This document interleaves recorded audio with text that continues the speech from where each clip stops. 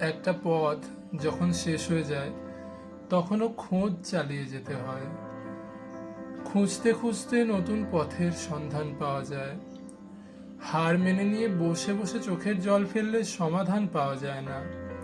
জীবনে এমন বহু বাধার সম্মুখীন হতে হয়, যেগুলো পার করার উপায় খুঁজে বের করাই বুদ্ধিমানের পরিচয়।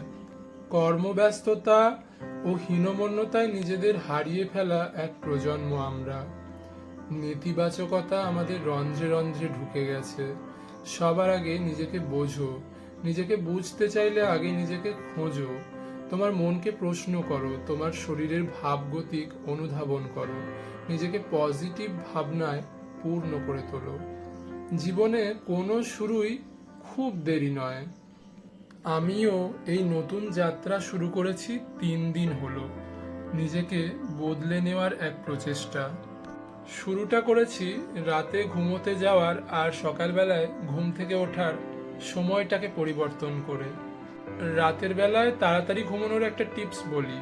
যে কোনো একটা বই নেবে, লিটারেচারের বই হলে ভালো হয়, পড়া শুরু করবে, দেখবে ঘুম চলে আসবে।